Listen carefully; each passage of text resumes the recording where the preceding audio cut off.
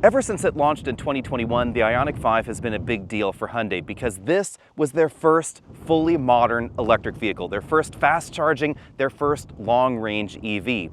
And it's been doing incredibly well for them, which is why for 2025 we see a pretty decent mechanical refresh and a light visual refresh inside and outside. Let's talk about why you might want the Ioniq 5 or why you might want some of the competition.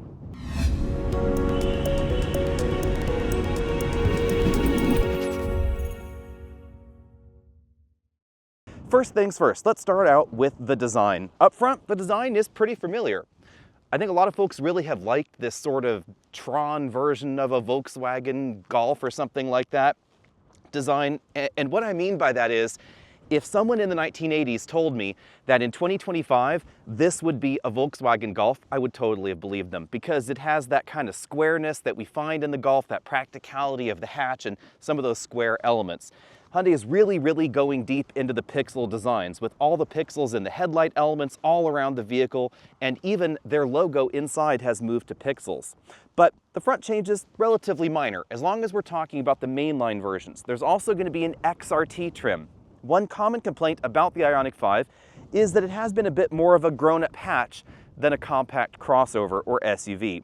At under 185 inches long, this is solidly in the compact space, but with about 6 inches of ground clearance, it's solidly been in the hatchback space in terms of ground clearance. The XRT changes that with 7 inches of clearance and redesigned front and rear bumpers with recovery hooks. We'll take a look at that in a separate video in case you're interested. One interesting thing though about the Ioniq 5 has always been the proportion. When you stand next to it, you realize it's bigger than it looks in photos. And the wheelbase is extraordinarily long. It's actually 4 inches longer than the 3-row Hyundai Palisade. Taking a closer look, you'll notice that this model has the widest tires available. These are also the biggest wheels available, and as a result, these are going to have a pretty big impact on range. Let me know what you think about the design. I really appreciate the lug bolt cover there that kind of works with this, I don't know what you would call it, sort of snowflake, razor blade snowflake theme, something like that. I like the machined elements there. I'm not normally the biggest fan of black wheels, but I think they did a good job on that one. Moving around to the back, the first thing you'll notice is that they've included a rear windshield wiper. That has been something that a lot of folks have been asking for. Initially, Hyundai had said because of the slope of the window, etc., they didn't really see much water collecting on it, but a lot of folks noticed snow collecting on it, and of course mud and dirt if you're in an area like I am where it's raining and there's just mud everywhere. It really does collect on the rear window, and it's not going to be collecting on the rear window in this one. There have been some additional subtle changes here and there. New Hyundai logo, a little bit more flush mounted. Again, the continuation of those pixel themes there. And if you get the XRT version, it has a very different rear bumper design. The other big change, if you're coming close, is happening right back here. This is where we find the NACS connector. This is the first non-Tesla to get the new J3400 charging standard on board. But there are a few things to know. The first thing to know is that even though this will have Tesla Supercharger access, the charge port and the adapters, etc., are not coming from Tesla. Hyundai is actually going to be building them all themselves. Also, the architecture of the vehicle is still very different than a modern Tesla, and that is important to understand. So this is operating on what Hyundai calls an 800-volt architecture. Now, that's general terms because the actual voltage of this battery pack is in the 600-something volt range, but it's well above what we see in a modern Tesla, and that is going to affect your charging times. This model is the dual motor version, 320 horsepower, thanks to about 220 horsepower motor in the rear, approximately 100 horsepower motor up front, and it's powered by an 84 kilowatt hour battery pack that is larger than before. Previously it was 77.4. The voltage has changed a little bit, but that is again the key thing to know about Tesla charging in your Ioniq 5. It's going to take 30 minutes to go 10% to 80% using a V3 station or most V4 stations out there, because they aren't going to provide the higher voltage that this Ioniq 5 needs to charge as quickly as possible. If you want to charge faster and you want to hit that approximately 230 something kilowatt peak, you have to find an 800 volt station. So basically all the CCS 350 stations out there.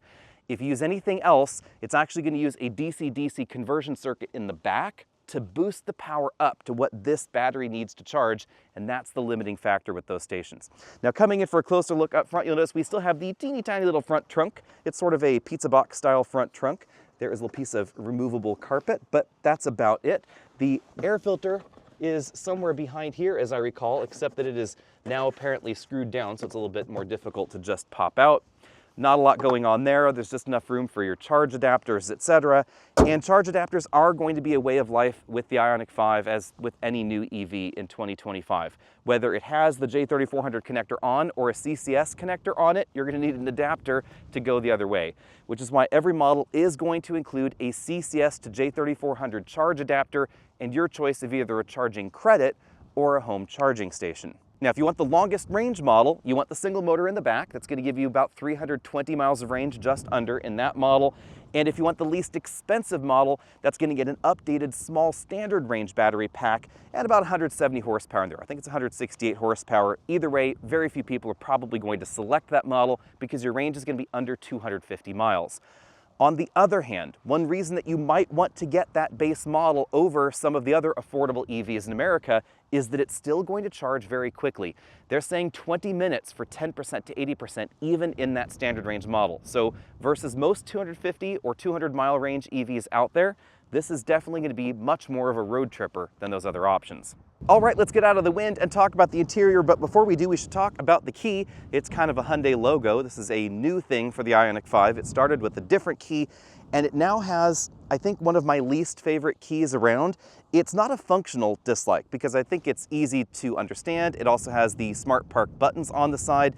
It's simply that you're probably going to want to put this in a plastic case because the silver comes off really easily. Every Hyundai that has this key that's been in the fleet that we've borrowed has scratches. It's white plastic under there. It just doesn't look very good after some time. So certainly something to keep in mind. Now, if you don't want to do that, you can use your phone as a key. So you can just leave this thing at home, use your phone as your proximity key, and that does work really well. Now let's talk about the seats itself. This one's adjusted for me at 6 feet tall. Lots of comfortable controls here, including the ottoman functionality. One oddity though, still no four-way lumbar support. That's something I would love to see in this seat. We have a manual tilt telescopic steering column, a pretty decent range of motion, 2-position memory over there on the driver's door, and more headroom than we find in the EV6. That's certainly one reason to get this over that. Now this model has the big panoramic glass roof with a power shade, but it does not open. So one reason to get its relative from South Korea, well, it's also going to be built in the US actually, is that opening roof. I'll just go ahead and scoot all the way over to this side so you can see what's going on with headroom. Pretty decent. My hair is brushing the ceiling, but my head's not touching the ceiling. Headroom does not appreciably change whether you get the glass roof or not. But as you can see, there is plenty of room back here. And nicely, no hump in the middle. There is this very slight bump in the middle. One thing to keep in mind is that if you do plan on putting an infant seat with one of those load legs on it in the middle, that may be a little bit tricky there. We'll have to see what that looks like when we get it back at home. 2 big cup holders right there. And we have reclining and folding second row seats. Pretty easy to fold, although you have to grab that anchor there, lever there rather, to actually put them back up. You can see that the least reclined position is very, very, very upright. Definitely not the most comfortable. But one big thing here is that this is one of the few EVs in this segment that has enough legroom to put rear-facing child seats behind the average male driver up front. So if you have young kids and you're doing especially extended rear-facing, you might want to take a look at this over some of those smaller options. There's not quite as much room as a Chevy Blazer, but certainly more than an Equinox. Now, that does come a little bit at the expense of the cargo area. You can see the cargo area is not as big as something like a Tucson or something along those lines, but it is pretty sizable for a modern EV.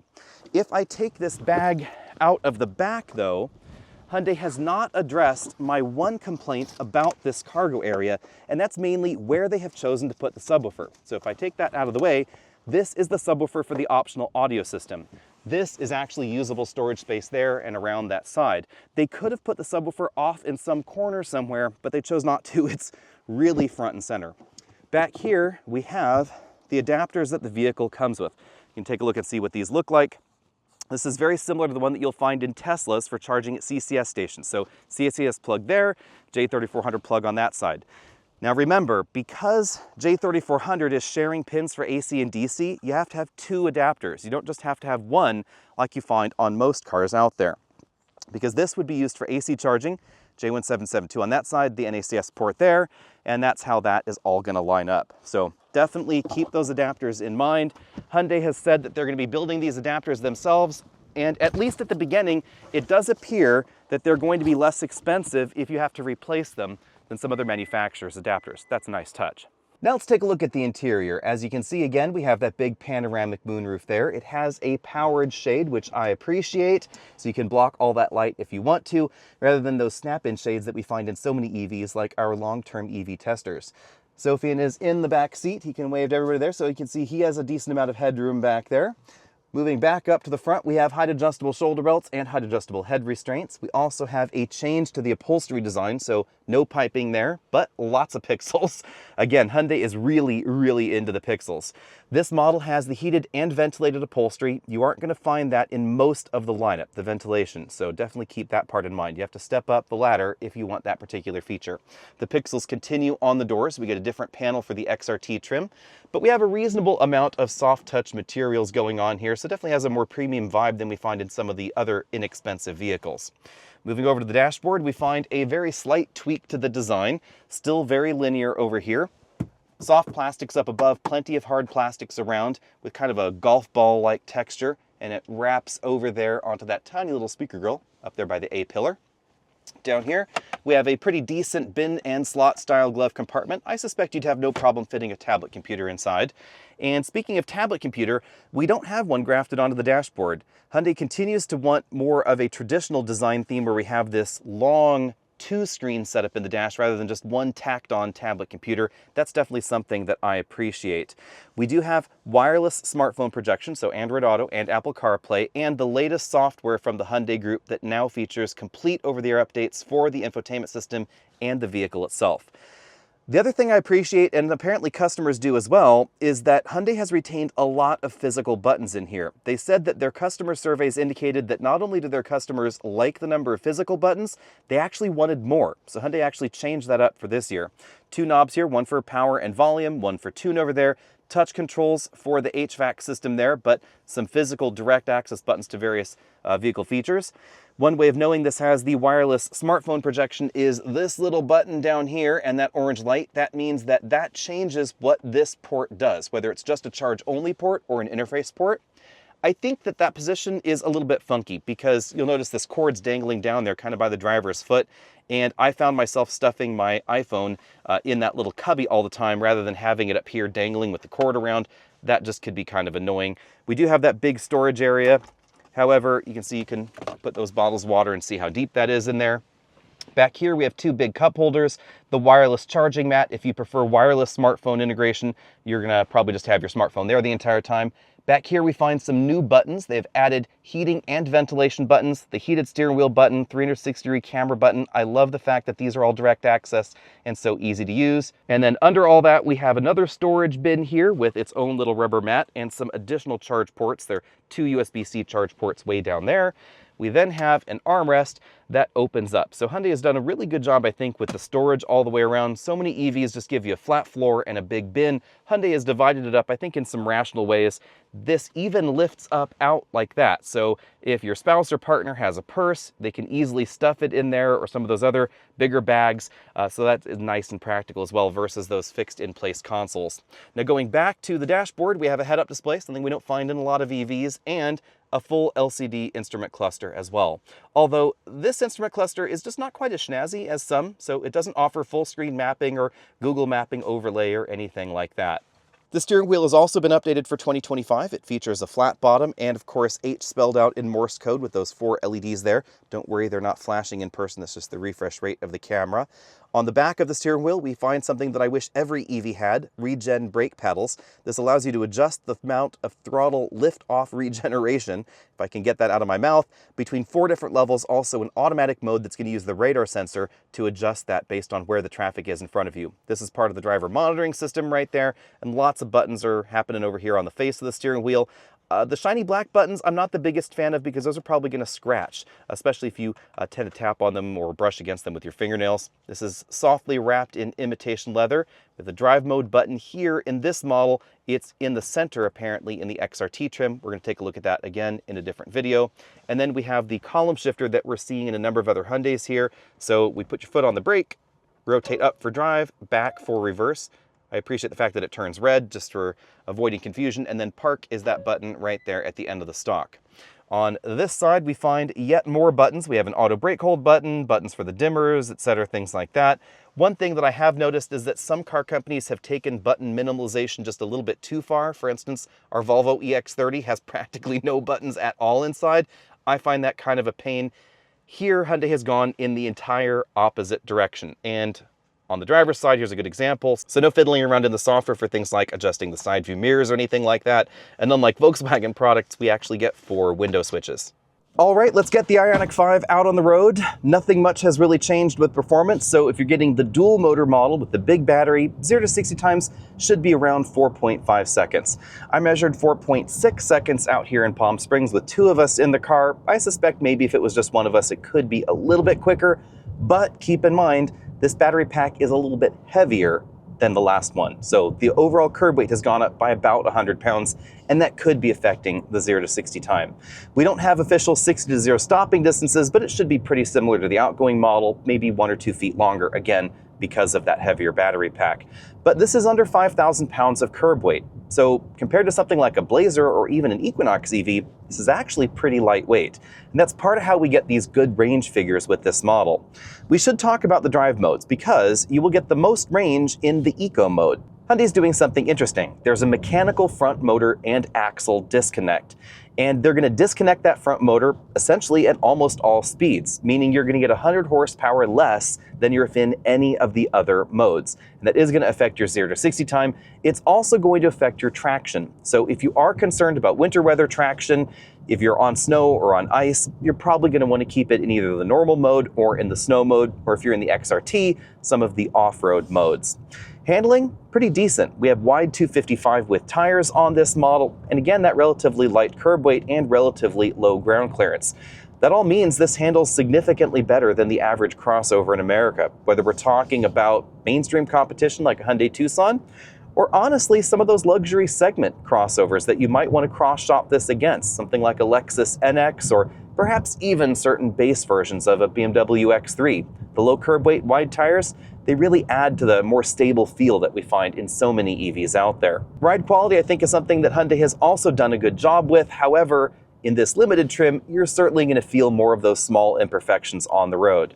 The suspension is really well tuned, so the suspension doesn't get upset in corners like this on broken pavement, but you are going to feel those imperfections coming into the cabin. I think it soaks up speed bumps and driveway bumps and things like that relatively well, but on a longer highway journey, you might want to go towards the higher profile tires that are going to give a slightly more comfortable ride. On the other hand, it doesn't seem like they're going to impact cabin noise very much because the cabin's pretty quiet in here. Now, fuel efficiency, that is different. Remember that this is a fairly boxy EV, so compared to its platform mate, the Kia EV6, this is going to be less efficient, something that we certainly noticed in our head-to-head testing. One nice touch is that Hyundai gives you a maximum and minimum range figure in their range display here. So currently at 72% battery, because we've been climbing up here and of course 0 to 60 testing this, it thinks our range is going to be 211 miles. But it also tells us that if we started driving nicely, we could expect 265 miles out of it. And if we continue driving it like we stole it, more like 157. So I really do appreciate that. I also think that Hyundai's navigation software has seen some pretty significant improvements since we first saw the Ioniq 5. Routing, especially charge routing, is now much more rapid. It takes you to the stations, Electrify America typically. That is one thing worth noting. It's not navigating us to any Tesla stations because it knows that Tesla supercharger access is going to be slower. If you want reliable charging, go to the Tesla stations. If you want quick charging, you're going to have to go elsewhere until we see more of those V4 stations out in the wild. How the Ioniq 5 fares against the competition largely depends on what you consider competition. Obviously, we have the elephant in the room, the Tesla Model 3 and Tesla Model Y. The Model Y is the closer corollary to this. We recently have that refreshed Model Y. We don't have complete pricing on it just yet. Keep in mind, it is going to get the $7,500 tax credit. It also gets a third row if you want a really small third row. And of course, native access to that Tesla Supercharging network, although it's not going to charge as rapidly as the Ioniq 5 will. On the other hand, you could bet that 0 to 60 performance is probably going to be better in the Model Y once we get the performance model on sale in North America, and this is really charting more of a middle ground. Admittedly, of course, we have the Ioniq 5N if you want the most bonkers version of the Ioniq 5, but it doesn't get all of the updates we see in this model. Now, if we're talking about the base model, I think this is even more appealing because the price tag on the big battery base rear-wheel drive model is not half bad. And for that price, you'd be taking a look at something like a Chevy Blazer, which is not going to be rear-wheel drive biased like this, or an Equinox, which is going to be front-wheel drive starting. This is certainly going to be more dynamic. Is it going to be as affordable long-term? That's a little bit of a decision that you'll have to make, but this is certainly going to handle better, it's going to be more fun to drive, and it's going to be more efficient than a lot of those heavy GM Ultium models.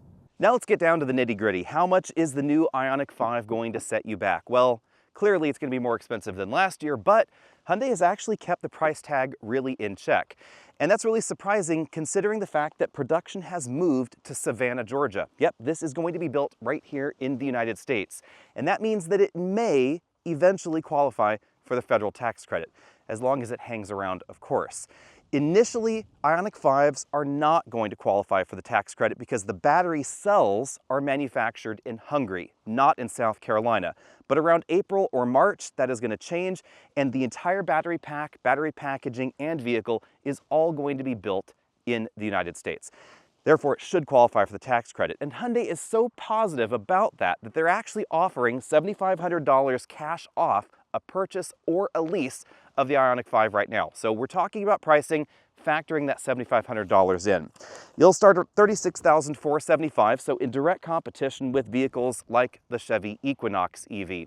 We then have the long-range model, $40,525, so that's about a $4,000 bump. I apologize for the notes. I haven't had a lot of time to memorize the pricing here.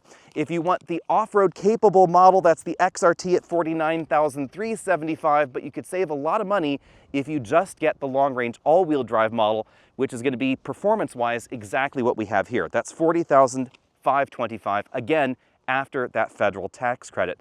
That's a pretty decent price for a vehicle with this much performance. About 4.5 seconds 0 to 60, somewhere just under 300 miles of realistic range, and really, really fast charging.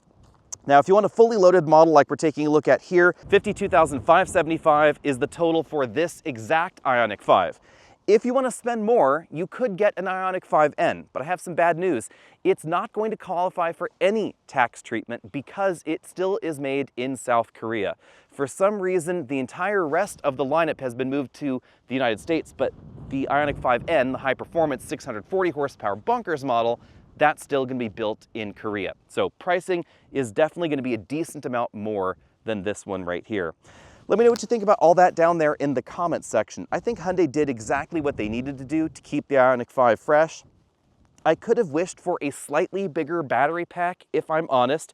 I would love for this model, as equipped here, to get over 300 miles of range. But depending on how you look at it, they may not actually be necessary because of that fast charging.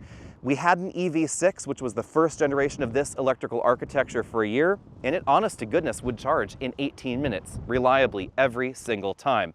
That means that you could go into the Starbucks, go to the bathroom, grab a coffee, go back out to the car, and you've gained about 200 miles of driving range. But more impressively has always been the charge time from 10% to 100%.